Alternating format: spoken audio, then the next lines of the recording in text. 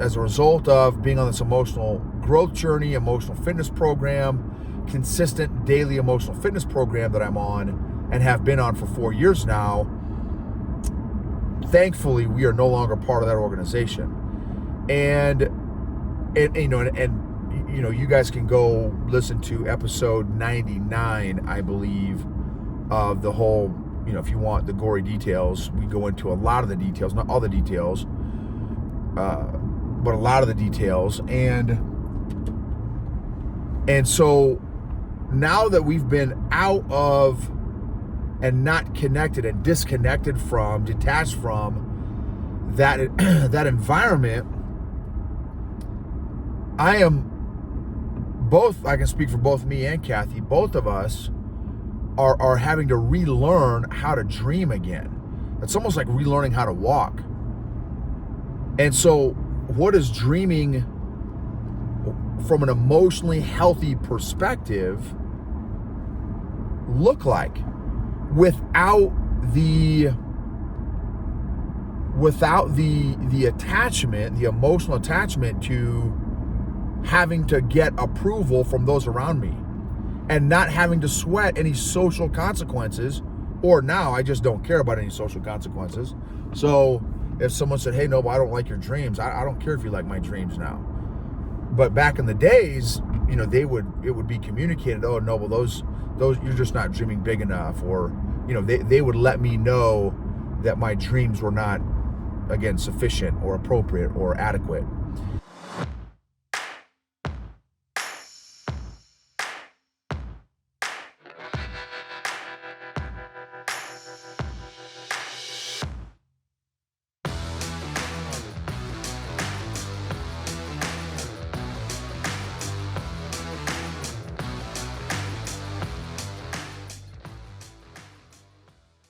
What is going on, EQ gangsters?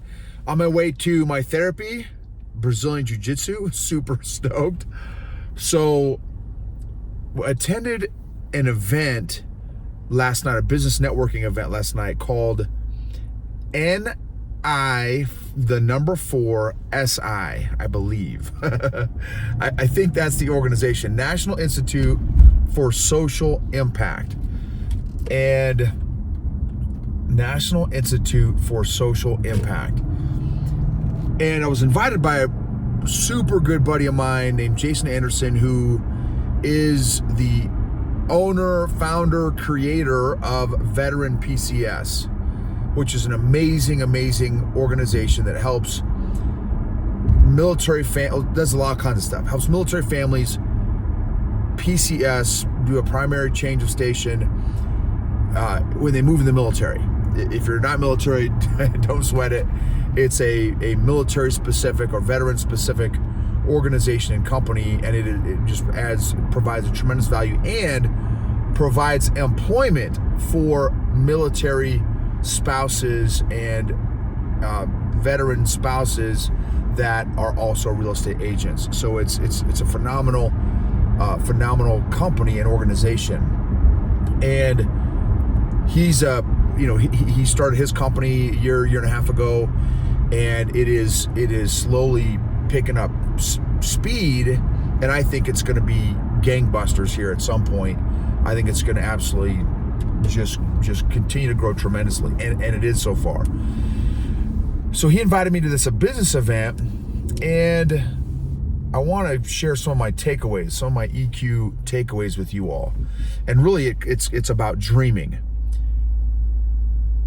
Some of you guys who've been following me for a while know that I was in a business cult for probably 20 some years, and it was a match made in heaven. The organization's toxic leadership and emotional control, emotional manipulation, a poor leadership, the toxic emotional environment that organization created fit perfectly hand in glove with all my emotional dysfunctions. So it was an amazing experience. And I say amazing experience, and I'm being facetious, obviously, because But that's what happens a lot of times. I've even seen that happen in a lot of relationships where people say opposites attract. Well, same thing with emotional dysfunction. Emotional dysfunction attracts also. Think about that one. That's really good. What emotional dysfunctions do you have? What emotional dysfunctions does your spouse have?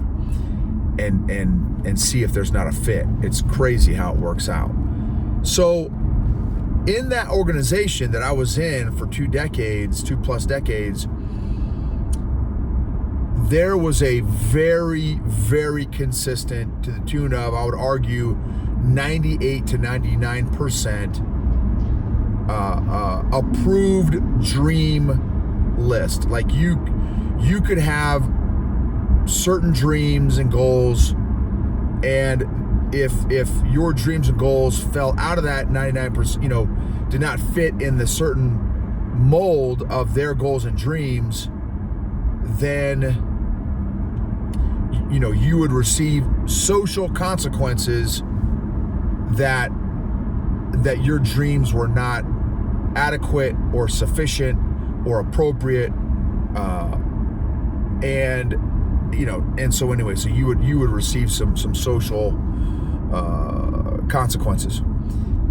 So, and again, because of my people pleaser addiction and my toxic positivity and my emotional neediness and my emotional codependency, I sought and got my value and my identity from everyone around me, from that emotionally unhealthy environment. So, because everybody else around me, 99% of the people around me, wanted big fancy sports cars and big fancy homes and big fancy jets and big fancy watches and all the stuff, well, I thought, well, snap, man, if I'm a leader in this organization, I need to fit in. So those need to be my goals and dreams also.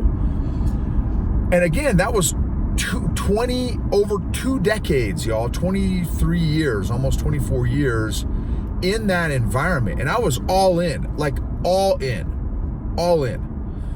Again, my emotional dysfunction and the organization's emotional dysfunction fit hand in glove. Like it was literally a match made in heaven.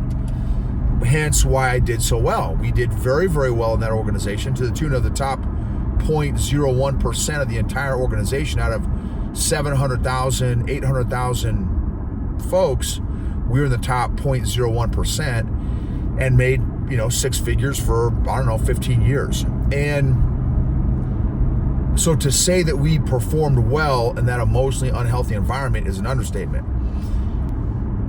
Now, thankfully, as a result of being on this emotional growth journey, emotional fitness program, consistent daily emotional fitness program that I'm on and have been on for 4 years now, thankfully, we are no longer part of that organization. And you guys can go listen to episode 99, I believe, of the whole, if you want the gory details. We go into a lot of the details, not all the details, but a lot of the details. And so now that we've been out of and not connected and disconnected from, detached from that environment, I can speak for both me and Kathy, both of us are having to relearn how to dream again. It's almost like relearning how to walk. And so what does dreaming from an emotionally healthy perspective look like without the attachment, the emotional attachment to having to get approval from those around me and not having to sweat any social consequences, or now I just don't care about any social consequences. So if someone said, hey, no, I don't like your dreams, I don't care if you like my dreams now. But back in the days, it would be communicated, oh no, well those you're just not dreaming big enough, or they would let me know that my dreams were not, again, sufficient or appropriate or adequate. anyway, so that's the phase. So going to this event, this National Institute for Social Impact, their goal, and again, this is my first exposure to them, to this organization, and hopefully I'm going to be able to interview one of the co-founders of the organization to get some more details on this, because it sounds bad to the bone. It seemed like it was pretty legit, a really neat concept. When I was talking to the co-founder after the end of the event, he was sharing that why, for entrepreneurs and business owners, why do we have to separate purpose and profit? Why can't we have businesses and being entrepreneurs living by purpose for profit? Why can't we have both? Why can't we have our cake and eat it too? And so the organizations that organization, NI4SI, partners with, supports, and promotes are organizations and businesses that have some sort of community or world impact. So if a business is partnered with other organizations that is doing good in the community, that is doing good on a global scale or a national scale, those are the kind of businesses that this organization supports and promotes and encourages. And I thought, man, that's excellent. That's great. I love it. Purpose and profit. So it's not just about, profit. It's not just about, hey, let me be a zillionaire. It's how can I combine my passion, my purpose with making money, with profits. And another interesting thought is, good people will do good things with money. Bad people will do bad things with money. Money reveals the character of whoever's got it. So, and it just got me thinking, wow, well, what are my dreams? What are my goals personally and professionally? What do I want EQ Gangster to do? What are some emotionally healthy goals? What kind of goals would God want me to have? You know what I mean? Who would he want me to help? And, and I've got obviously my certain target audience that I have with my executive coaching business, which are leaders. For me, leaders that's who God has called me to in terms of helping out with my business, and the EQ Mafia. But in terms of giving back, is it veterans? Is it women? Is it women entrepreneurs? Because my awesome wife's an entrepreneur. My daughter has been an entrepreneur. She's had 4 little businesses before. She may want to go and be an entrepreneur at some point in her life. Do I want to support veterans? Do I want to support veteran entrepreneurs? Do I want to support orphans? Do I want to support kids from veteran families? Do I want to support kids from veteran families that had veterans that have died? Anyway, there's 1,000 different domestic abuse, child abuse. There's so many different groups of homeless, homeless veterans, right? Different organizations and people that I can partner with, or but it's just figuring out, okay, man, who is it? Who should I partner with? What group of people, what organization do I feel I can give back the most to, that can we can really make a difference in their lives? And I've got to figure that out. Again, what are my goals and dreams? Is it okay for me to want to change the world? Is it okay for me to, for me, as I love Jesus, so for me, my left and right limit, if you will, my parameters are the Bible for me. And so, what does the Bible say about dreams and goals and that kind of thing, personally and professionally? Again, without this tremendous, massive emotional attachment that I had, this unhealthy emotional attachment that I had to that organization. And so, I'd love to hear from some of you all too.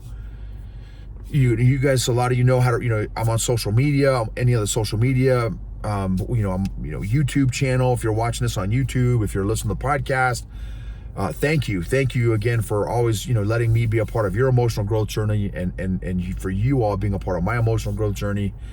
But I'd love to hear from you all. How do you dream? How do you know your dreams and goals are coming from an emotionally healthy place? Or are your goals, like, do a goal audit, do a dream audit. What percentage of your goals and dreams are because your wife wants you to have those, or your husband wants you to have those, or your parents want you to have those goals and dreams, or you're trying to please your grandparents who raised you? I've got a guy, the episode still hasn't published yet. He's a super dude. I can't wait for the episode to come out. He was an Air Force veteran, military police in the Air Force. Was a law enforcement officer, was an hostage negotiator. Now he's doing leadership stuff in the construction field.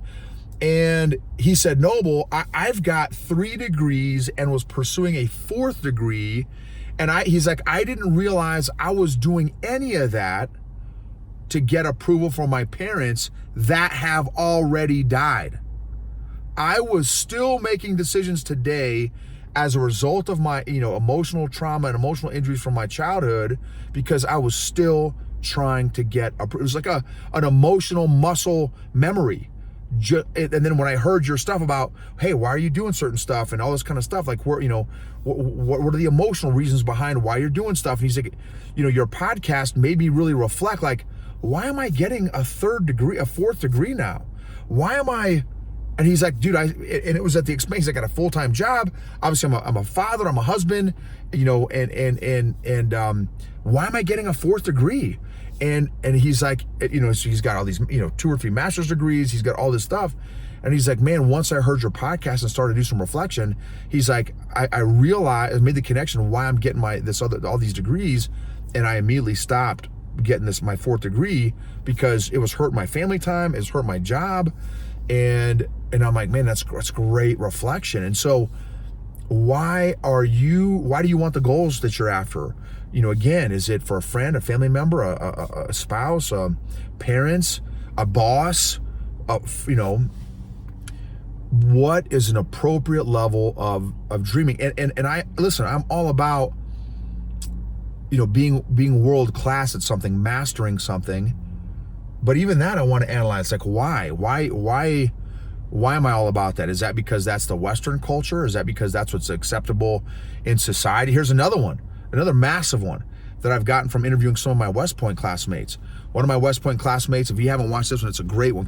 His name is Lee Rivas, CEO of a big, probably 1,500, 2,000 employees, IT, tech space, healthcare tech space out of Atlanta. Lee Rivas is the interview that I did with him a while ago, a year or 2 ago. And, he's like, Noble, man, in my family, he comes from a Hispanic family. And then, it was all, growing up, it was very much, hey, look, you've got to perform, you got to represent the family. And he's like, so I went to West Point, and then that wasn't enough. West Point wasn't enough. Then I had to go to Harvard. So he's got his master's degree from Harvard, and then that wasn't enough. He had to go to McKinsey, which, if you're not familiar with McKinsey, it's one of the top consulting firms in the world. McKinsey Consulting. He did that for a while. That wasn't enough. Then he became a CEO of a company. So he's like, a Noble, yes, it's this amazing quote unquote professional pedigree, but it was all because I had to meet this particular image, which again thought was great awareness on his part and vulnerability to be able to admit that. So anyway, just some thoughts for y'all today. Hopefully added value to you. Thank you for if you wouldn't mind just taking 15-20 seconds just to rate the podcast, review, subscribe, share. Maybe if there's a particular episode that really added value to you, if you wouldn't mind sharing it too, I'd really appreciate it. But thank you again for just being willing to have an emotional fitness program. Emotionally healthy people help heal other people emotionally healthy leaders create emotionally healthy cultures and organizations which maximize and optimize outcomes, results, and performance.